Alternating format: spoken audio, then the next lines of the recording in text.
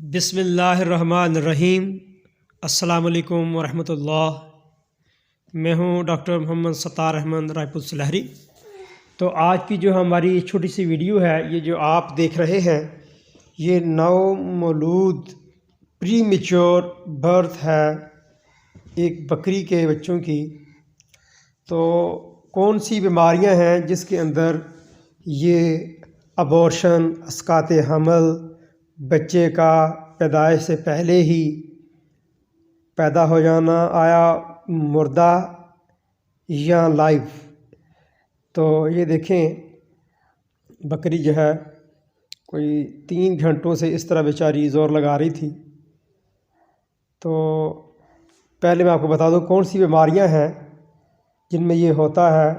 گائے، بھینس، بھیڑ، بکری، بچھ ہے، ادر ڈومیسٹک اینیملز یا فارم اینیمل میں جو بیکٹیریل ڈیزیزز ہیں، ان میں بروسلوسس ہے، ویبریوسس، لیپٹوسپائروسس، لسٹوریوسس، سالمونیلوسس، ٹیوبرکلوسس، اور 7ویں نمبر پر کلیمائیڈیا جو ہے۔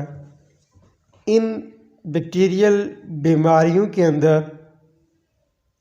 جو اسقاط حمل ہے، پری میچور برتھ ہے، یا سٹل برتھ، مردہ بچوں کا پیدا ہونا، یہ دیکھا گیا ہے۔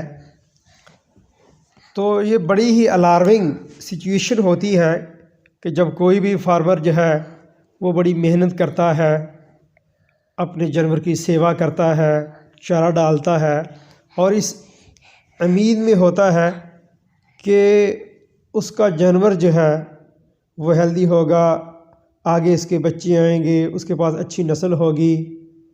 لیکن انفارچونیٹلی کچھ کنڈیشن ایسی ہوتی ہیں جن میں جانور جو ہے، یہ دیکھیں جس طرح یہ جو بکری ہے، اب یہ صحیح طرح جو بچہ تھا اس کی ڈیولپمنٹ نہیں ہو پائی۔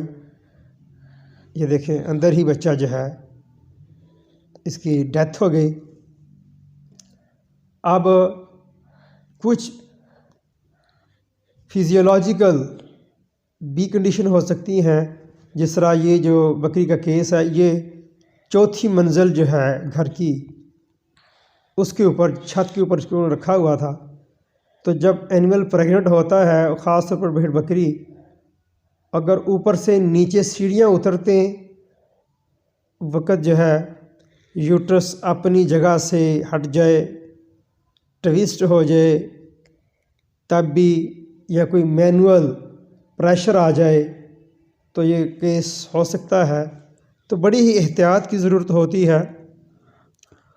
لیکن یہ جو میں نے آپ کو بتائی ہے، بروسلوسس ہے، ویبریوسس ہے، لیپٹوسپائروسس، لسٹوریوسس، سالمونیلوسس، ٹیوبرکلوسس، اینڈ کلیمائیڈیا، یہ ایسی بیکٹیریل ڈیزیزز ہیں جو کہ اسقاط حمل کا سبب بنتی ہیں، یا بعد میں کیا ہوتا ہے، اس طرح کا اینیمل کنسیپشن نہیں کرتا، بار بار ریپیٹ بریڈنگ کا ایشو جو ہے ان میں آ جاتا ہے۔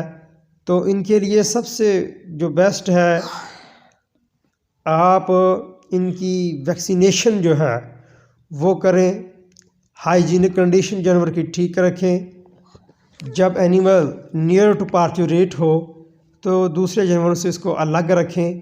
اس کی فیڈنگ جو ہے وہ بڑی ہی بیلنس ہونی چاہیے تاکہ یہ کیس دیکھنے میں نہ آئے۔